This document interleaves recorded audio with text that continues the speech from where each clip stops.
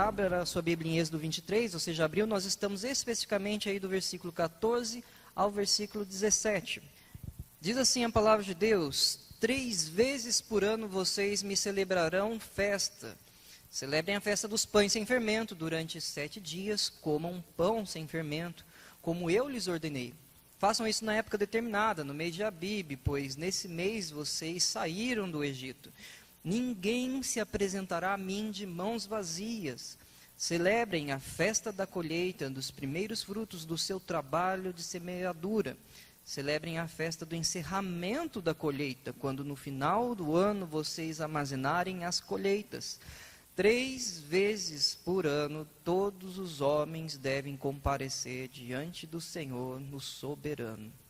Muito bem, a nossa reflexão sobre culto tem sido em cima dessas 3 principais festas judaicas que nós conversamos semana passada. Como nós vimos, o povo judaico é um povo que gosta de festa e eles fazem das suas festas como marcos na sua vida, como ocasiões marcantes para a sua vida. E Deus, ele usa dessa característica do povo e ele também institui festas específicas para que eles celebrem. E nós vimos aqui, dentro disso, já que a festa nada mais era do que um culto ao Senhor, um culto mais que especial, de uma ocasião memorial aí, nós vimos alguns princípios do que é um culto que agrada a Deus.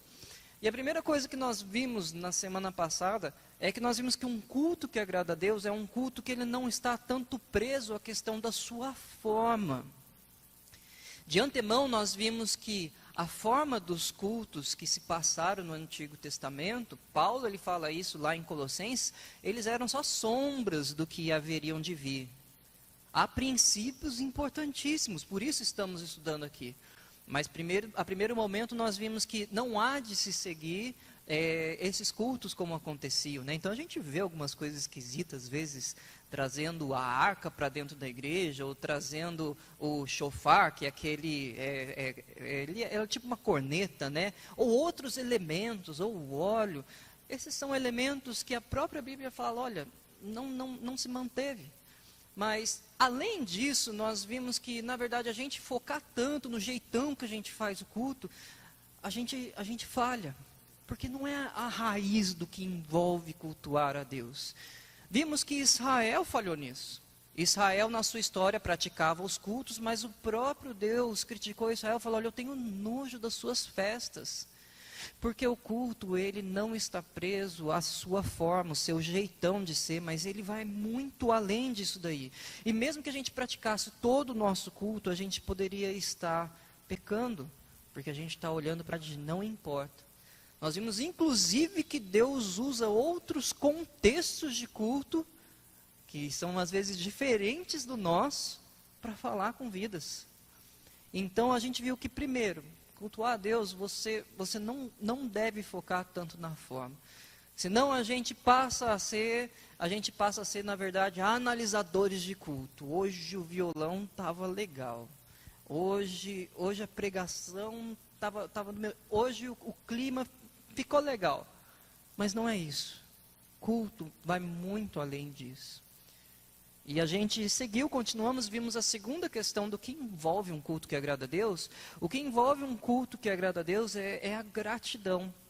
Nós vimos esse aspecto em 2 festas específicas aqui. O texto, ele nos fala de 3.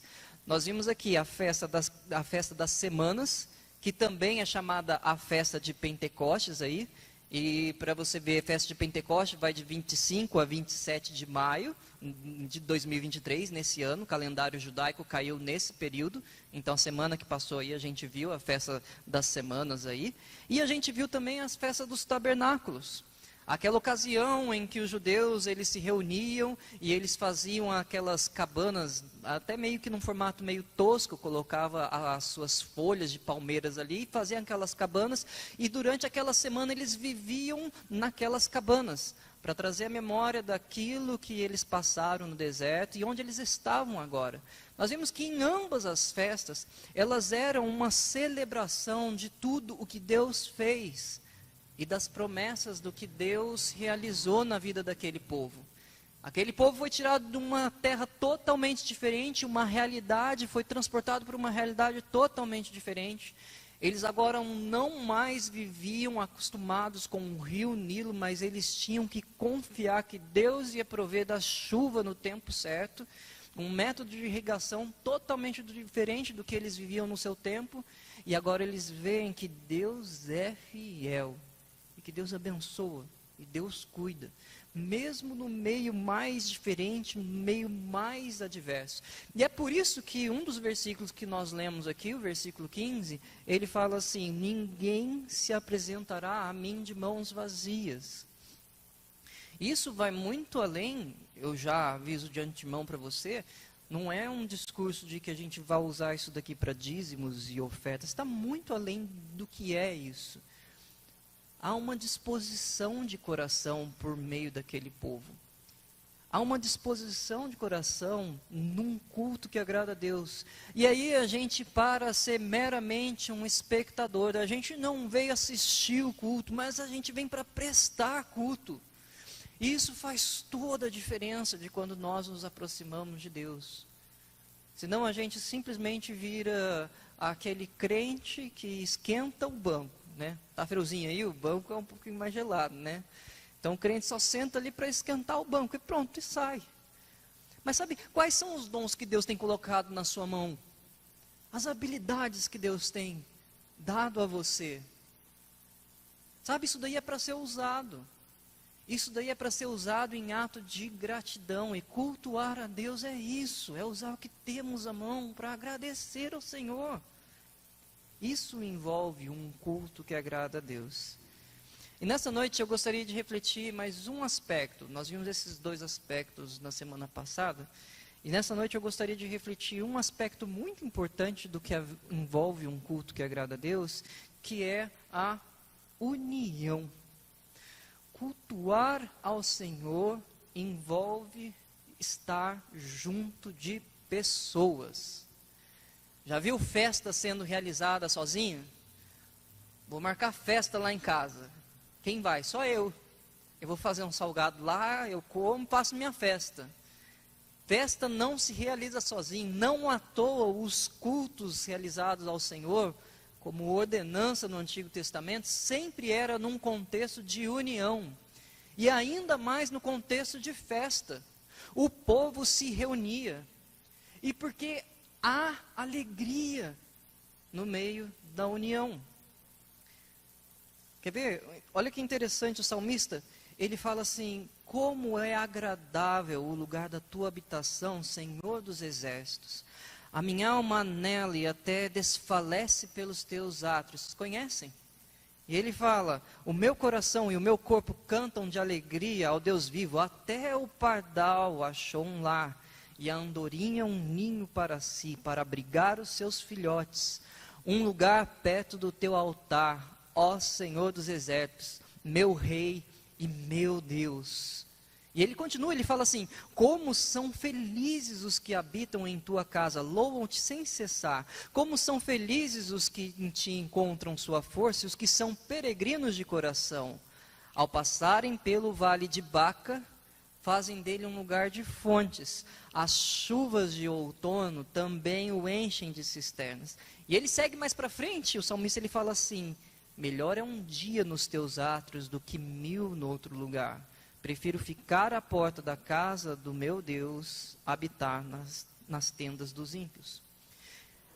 É interessante que, talvez quando você lê primeiramente esse salmo aqui, a impressão que pode dar é que, na verdade, o salmista ele esteja falando que ele está indo para o templo e parece que ele está indo para, sei lá, uma espécie de um isolamento espiritual, um lugar onde ele entra no templo e ele fica lá em silêncio, ele fica lá contemplando a presença de Deus. Quase, talvez, como assim, um monastério, né? Mas, ao que tudo indica, esse salmo, ele fala justamente o oposto disso. Ele não está sozinho. Quando ele fala sobre o vale de Baca, quando ele fala sobre as chuvas de outono, alguns estudiosos concordam que este salmo está falando especificamente que este salmista ele está caminhando, indo em sentido a Jerusalém, justamente na época da festa dos tabernáculos, que é a época do outono. E uma época em que tinha fertilidade, onde ele via o fruto da terra e ele ia diante daquele lugar para agradecer a Deus, e ele não ia sozinho. Todo o povo de Deus estava se dirigindo para aquele lugar. E você começa a perceber que ele percebe a presença de Deus no meio dos irmãos.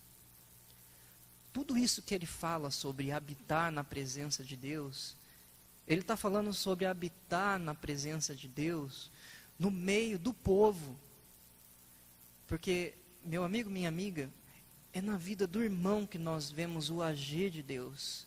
É por meio de nossas vidas que muitos verão o agir de Deus. E essa é a dinâmica. Isso é o que envolve vivermos um culto que agrada a Deus. Porque juntos nós edificamos uns aos outros. E não somente isso, não somente a alegria. A gente vê que a unidade, o culto que tem a união, ele transmite para nós bênçãos. Quer ver? Abra sua Bíblia aí, Salmo 133. Mais um salmo que o salmista ele fala que o culto é agradável justamente num ambiente onde tem união. Mais um salmo que ele vai reforçar o quanto que a união é importante no nosso meio. Salmo 133, de 1 a 3. E ele fala aqui, como é agradável, como é bom e agradável quando os irmãos convivem em união. É como óleo precioso que derrama sobre a cabeça, que desce pela barba, a barba de Arão, até a gola das suas vestes. É como o orvalho de Hermon, quando desce sobre os montes de Sião. Ali o Senhor concede a bênção da vida para sempre. Sabe, no Antigo Testamento, o Antigo Testamento tinha uma prática, que era a prática da unção, que ela ficou restrita para o Antigo Testamento. Assim como outras questões, ela é uma prática restrita para o Velho Testamento, tanto que não vemos isso mais no Novo Testamento. O salmista ele usa duas comparações. A primeira comparação que ele fala, para dizer o quão bom é estarmos unidos, é a unção. E ele fala sobre a barba de Arão, ele está falando sobre a unção de um sacerdote. Então, quando eles derramavam um óleo na época do Antigo Testamento, eles estavam representando que aquela pessoa ela era escolhida por Deus para desempenhar uma função crucial no meio da nação. Então, poderia acontecer com um sacerdote, com um profeta ou com um rei. Eram três figuras que elas eram ungidas. E para a nação de Israel, quando via um sacerdote que estava sendo ungido, quando a nação de Israel via um novo sacerdote sendo ungido, ela via que há esperança para a nossa nação. Porque a figura do sacerdote era aquela figura que ela estava entre a nação e Deus, que oferecia os seus sacrifícios, que fazia oração pelo povo, aonde o povo levava os seus sacrifícios em reconhecimento do seu pecado por meio do sacerdote. E quando eles viam isso, era uma grande festa. E o salmista ele fala que a união ela é tão importante que se assemelha com um dos eventos mais marcantes daquele povo, que era ver que havia homens levantados da parte de Deus naquele período, que era ver que a presença de Deus era real ali por meio do sacerdote. Mas ele faz outra comparação, ele compara com o Monte Hermon. Ele fala aí o orvalho que desce do Monte Hermon. O Monte Hermon, na região ali da Judéia, de todo Israel, ele é um monte muito elevado e ele tem neve nesse monte. Engraçado pensarmos isso, talvez a geografia não é tão próxima da gente. Para vocês verem que em todo o seu entorno há ali desertos, mas o Monte Hermon tem neve. E quando eles olhavam para o Monte Hermon, e quando chegava no seu tempo apropriado, em que parte da sua neve ela derretia, aquilo era sinal de esperança para aquele povo. Porque aquela água, aquela neve derretida, aquela água descia pelo monte. E o povo falava, vai ter fertilidade, vamos ter o nosso alimento, vamos ser alimentados. E o salmista fala assim, olha, a gente fica tão alegre quando nós vemos que o Monte Hermon está fornecendo a água que nós precisamos. A gente tem que ficar tão alegre da mesma forma quando nós estamos unidos com o irmão. Culto envolve nós estarmos juntos uns dos outros. E o contrário é verdade. Isolamentos geram doenças. Há provas científicas, medicinais sobre isso. Isolamento gera várias disfunções psiquiátricas e até doenças psicossomáticas. A Covid-19 provou isso. Muitos viram o quanto isso que atrapalha. Então, uma coisa que eu tenho a dizer para você, talvez você seja o bom taubatiano, como eu sou também. Mais recluso, mais quieto na sua, gosta de ficar mais na sua casa. Mas eu vou falar para você que não é normal ficarmos distantes uns dos outros. Pode ser elemento de cultura, podemos tentar recorrer a isso, mas isso não é normal. Sabe, não fique preso ao celular. Nós estamos hoje com uma das tecnologias que a gente não sabe muito bem como lidar. Há um mundo de coisa aqui. Mas já parou para pensar o quanto que o celular substituiu pessoas?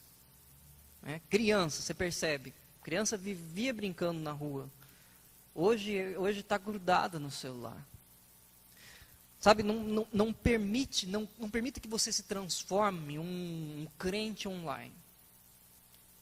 Esquentou, está muito quente, não vou na igreja. Está muito frio. Está frio, né, gente? Está frio. Estou vendo gente esfregando a mão, cumprimentei os irmãos, falou, está frio. Está frio, não vou no culto. Ah, está chovendo. Não vou no culto. Sabe, você que está ouvindo aí de casa, não permita que isso molde sua vida, não. Não permita que isso tire a bênção do que é de estarmos juntos. Ah, o pastor Luciano não está aqui, o pastor está se recuperando. Por quê? Deus não está aqui? Não está falando através de nós? Não está falando durante o culto? Sabe que espécie de idolatria é isso? É muito preocupante se a sua saúde está embasada a sua saúde espiritual está embasada no que acontece com o clima ou nas pessoas que vão vir. Quem que vai pregar hoje? Qual é a banda hoje que vai tocar? Deixa eu ver se eu vou. Para de ter uma vida medíocre, uma vida espiritual medíocre. Porque quando nós vemos a questão de unidade, ela é parte fundamental. Estar junto dos irmãos na igreja é parte fundamental do que é cultuar a Deus. E isso não foi um padrão só no Antigo Testamento, não, tá? No Novo Testamento isso se repetiu. Abra sua Bíblia em Atos, Atos capítulo 2. E você vai ver que unidade não é um padrão só para o antigo Israel. Foi presente na igreja antiga e é presente nos dias de hoje. Atos 2, versículo de 41 a 47. Aqui nós temos a descrição da igreja crescendo e expandindo. E quando nós falamos que queremos uma igreja da vontade de Deus, a gente olha para Atos 2 e fala, queremos ser a igreja de Atos 2. E olha o que fala aqui, Atos 2, 41. Os que aceitaram a mensagem foram batizados e naquele dia houve um acréscimo de cerca de 3.000 pessoas. Eles se dedicavam ao ensino dos apóstolos e à comunhão, ao partir do pão e às orações. Todos estavam cheios de temor e muitas maravilhas e sinais eram feitos pelos apóstolos.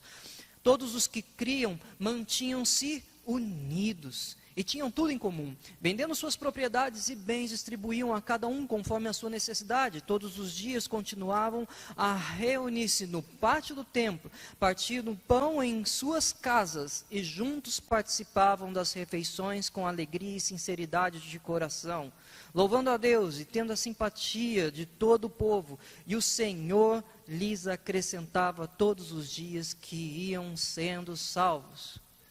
Nós vemos a dinâmica da unidade no meio desse povo. O povo se reunia no templo e nas casas. No templo e nas casas. Eles estavam juntos. Eles estavam unidos. Sabiam da necessidade um dos outros. Porque há aquele também, eu vim na igreja. O que o Lucas está falando não serve para mim. Eu estou aqui na igreja. Acabou o louvor. Vamos embora. Gente, você não sabe nem o nome do irmão que está do seu lado. Agora começa a entender por que a gente tem aí, comprou mesa de jogos e tudo mais, é para estar junto, é para rir, para chorar também, para conversar, para entender um ao outro. O culto que agrada a Deus envolve essa união, e mesmo no meio da adversidade. Sabe aquele versículo famoso lá que fala, onde 2 ou 3 estiverem reunidos, como que é? Em meu nome, ali eu estarei presente, ali eu estou no meio deles, né? Talvez a gente usasse hoje, né? Tem pouca gente, falar onde 2 ou 3 estão reunidos. Normalmente usa nesse contexto, não é verdade? Fala assim, tem pouca gente, mas onde 2 ou 3 estão reunidos, Deus está ali presente. Mas quando você olha o contexto, você vê que Jesus Cristo está falando para a gente sobre repreensão. Alguns versículos anteriores ele fala assim, se o seu irmão pecar contra você, vá e a sós com ele, mostre-lhe o erro. Se ele ouvir, você ganhou o seu irmão. Mas se ele não ouvir, leve consigo mais 1 ou 2 outros, de modo que qualquer acusação seja confirmada pelo depoimento de 2 ou 3 testemunhas. Se ele se recusar a ouvi-los, conte à igreja, e se ele se recusar a ouvir também a igreja, trate-o como pagão ou publicano. Isso está em Mateus, capítulo 18, de 15 a 17. E lá no versículo 20 é que ele vai falar, pois onde se reunirem 2 ou 3 em meu nome, ali eu estou no meio deles. É mais ou menos, ele está falando assim, onde 2 ou 3 se reunirem, vai ter problema. E eu vou estar no meio deles, para tratar do problema. Sabe, tem muita gente machucada. Não à toa nós somos pecadores. Nós estamos num processo da nossa santificação. Estamos sendo lapidados, né?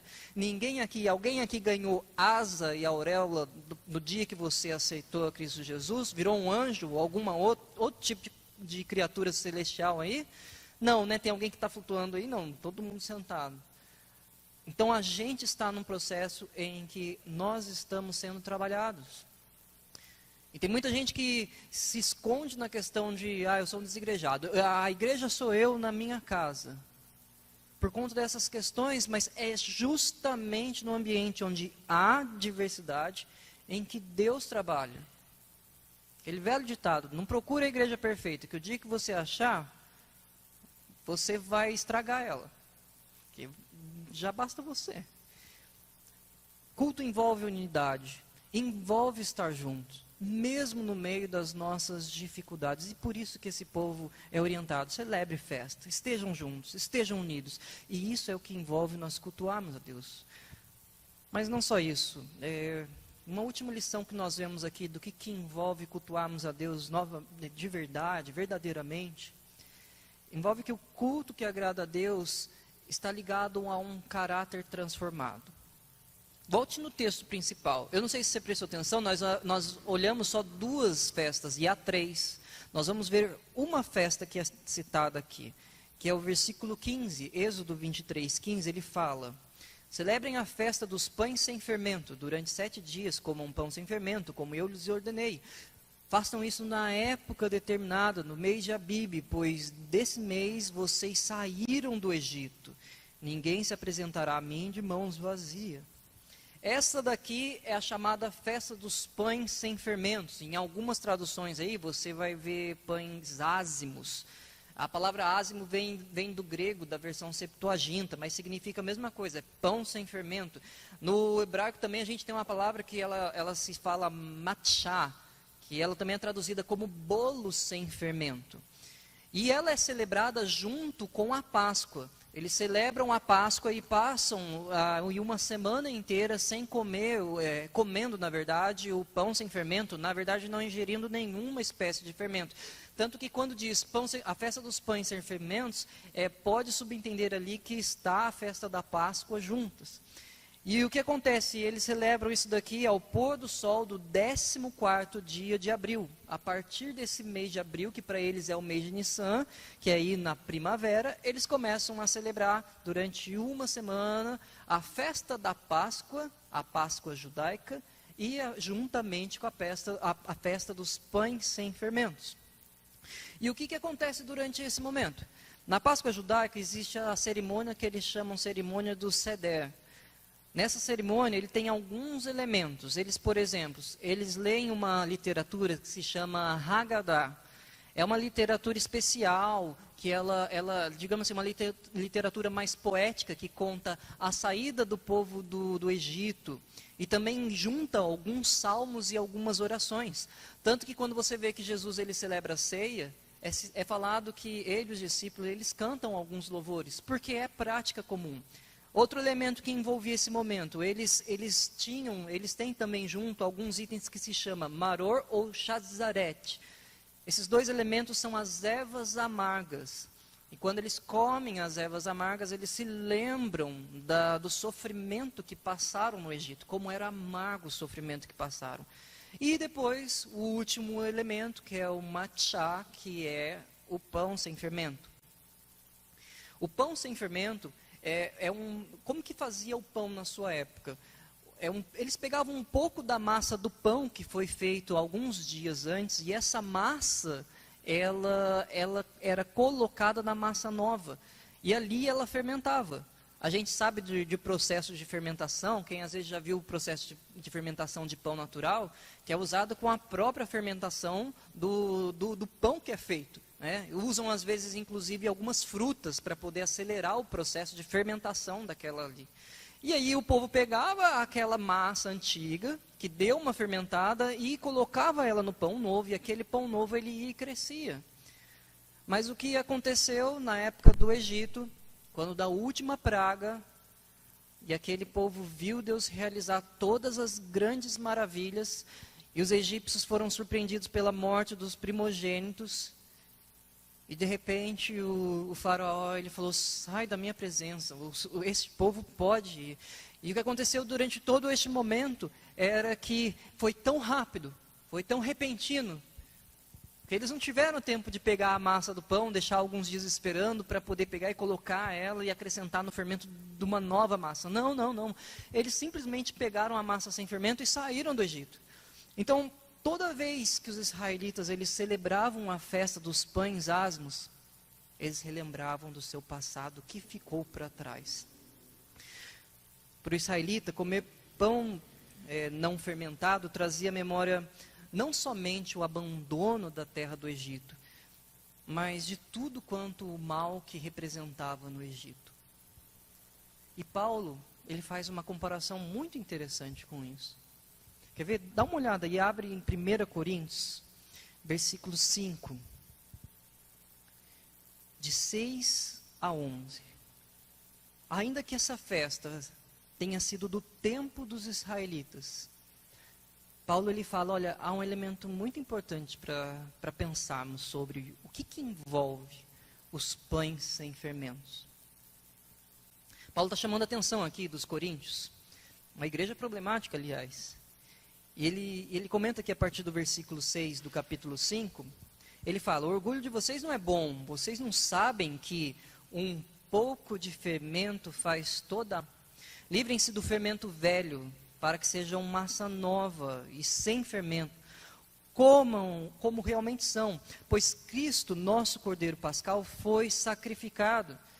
Veja que agora, Paulo ele relembra o Cordeiro que é sacrificado na Páscoa, aquele Cordeiro que livrou os primogênitos da última praga. Ele fala que Cristo é o verdadeiro Cordeiro Pascal. E ele segue aqui, versículo 8. Por isso celebremos a festa não com o fermento velho, nem com o fermento da maldade e da perversidade, mas com os pães sem fermentos da sinceridade e da verdade. Já lhes disse por carta que vocês não devem associar-se com pessoas imorais. Com isso não me refiro aos imorais deste mundo, nem aos avarentos, aos ladrões ou aos idólatras. Se assim fosse, vocês precisariam sair deste mundo. Mas agora estou lhes escrevendo que não devem associar-se com qualquer que, dizendo-se irmão, seja imoral, avarento, idólatra, caluniador, alcoólatra ou ladrão. Com tais pessoas vocês nem devem comer. Quando Paulo nos chama essa atenção, ele mostra que culto envolve A reunião dos crentes em culto envolve muito mais o tipo, hoje o culto foi uma bênção, olha, louvor, palavra, foi muito bom. E você pergunta assim, e o que falou? E qual foi o ensinamento? Não sei, só sei que estava muito bom, estava legal, fez uma virada ali na bateria, bacana. Eu saí assim leve, sabe? Eu tô zen, saí zen do culto. E aí quando chega em casa, até o cachorro pergunta se é a mesma pessoa que foi na igreja. Porque não parece que é isso. Sabe, o filho vai ver, mas será que o que será que meu papai toma antes de vir? Para eu dar para ele tomar aqui em casa, porque lá no culto é maravilhoso, mas aqui tá tão diferente. Cultuar a Deus envolve nós não darmos lugar ao pecado. Envolve realmente a mudança de nossa vida e abandonar o fermento do pecado. E, meu amigo, é uma transformação constante de nossas vidas. Estava vendo esses dias uma frase interessante de John Piper, ao menos atribuíram a ele. Né? Às vezes você tem que pesquisar mais a fundo, eu confesso que eu vi nas redes sociais. E ele fala assim, a salvação tira você da lama, a santificação tira a lama de você. E é verdade. Culto que agrada a Deus envolve transformação de vida. Nós comentamos que para os israelitas e judeus as festas elas eram um marco, né? Era uma ocasião em que ficava assim marcante na vida deles, em que eles se lembravam, em que eles refletiam. E sabe, Deus ele quer realizar marcos na nossa vida também. Deus ele quer operar uma festa na minha e na sua vida. Porque tem muitas vezes a gente vem para a igreja, mas a gente está amarrado com algum pecado, a gente agarra ele e fala, dele eu não solto. Esse cantinho aqui, Deus, deixa esse cantinho quieto. E assim a nossa vida vai sendo destruída. Sabe que Deus, ele quer tirar todo esse fermento velho que Paulo fala, quer que celebremos essa verdadeira, digamos, festa do pão sem fermento, em que Deus transforma o nosso caráter. Não é difícil, não é fácil, é difícil, a caminhada é desafiadora, mas saiba que Deus quer mudar a sua vida. Seja você, nunca teve um encontro com Deus, ou você que está caminhando e está tendo dificuldade, Senhor, eu sempre caio nesse ponto aqui. Se entregue nas mãos do Deus Todo-Poderoso e deixe Ele trabalhar no meio de todo este coração, para que o pecado seja tirado e para que nós sejamos transformados cada vez mais à imagem do nosso Senhor. Tenha um coração quebrantado de verdade, entregando este culto verdadeiro a Deus. Este é o convite que Deus nos faz essa noite. Quero orar com você. Feche os seus olhos.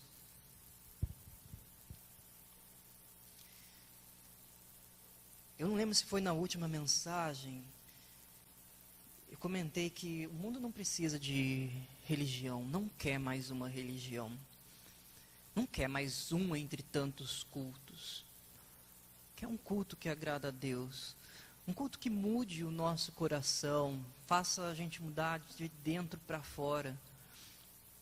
Sabe, um culto que faz a gente também ter prazer de estar junto com os irmãos, mesmo no meio da dificuldade, um com o outro aprendendo a caminhar juntos. Um culto que há gratidão. Um culto que ele vai além daqui. Ele vai para o dia a dia. Vai para a nossa vida. Meu desejo, o desejo de Deus para o nosso coração é que nós vivamos isso. Vivamos isso de todo o nosso coração. Eu convido você, no lugar onde você está, sentado mesmo, que você esteja colocando tudo isso diante de Deus, de coração. Olha, Senhor, meu problema é com pecado, eu preciso abandonar alguns pecados. Senhor, olha, eu estou sendo muito ingrato. Ou, Senhor, eu me afasto dos irmãos. Eu preciso estar mais junto mesmo. Ou então, Senhor, eu estou muito preso à forma do culto. Me ajuda a ver mais a fundo, a ver a preciosidade do que é estar junto dos irmãos e do Senhor, louvando ao Senhor. Se coloque diante de Deus e permita que Deus transforme a sua vida num verdadeiro culto que agrada a Deus. E olha, é maravilhoso caminhar louvando a Deus, não só aqui, mas no dia a dia, é algo tremendo, é algo lindo. As pessoas notam, você nota, nós notamos. Permita que Deus trabalhe no seu coração. Querido Deus e Pai, nós te louvamos, Senhor Deus, te adoramos, ó Pai, te glorificamos, Senhor, exaltamos o teu santo e bendito nome e pedimos, Pai, que nós venhamos viver o culto agradável a Ti, Senhor Deus, muito além de palavras, formas, que nós possamos, Senhor Deus, viver a profundidade de estar contigo, que dia a dia a nossa vida seja transformada, ó Pai, o nosso caráter seja mudado, Senhor, e que nós, Senhor Deus, possamos, ó Pai, testemunhar, viver, experimentar e comprovar a Tua boa, agradável e perfeita vontade. Faça, Senhor Deus, em nós, ó Pai, verdadeiros adoradores do Senhor, ó Pai. Seja com esta igreja, seja com cada um aqui presente ou aqueles que estão, Senhor Deus, assistindo em casa, ó Pai. Que possamos, Senhor Deus, louvar, ter um coração quebrantado, realmente sermos transformados, ó Pai, para a honra e glória do Teu nome, ó Pai. Suscita em nós o verdadeiro louvor, aquele louvor que é em espírito e em verdade, ó Pai. Pai, esteja trabalhando em nossas vidas. Muito obrigado, Senhor. No nome do Teu Filho, Cristo Jesus, nós oramos e agradecemos. Amém.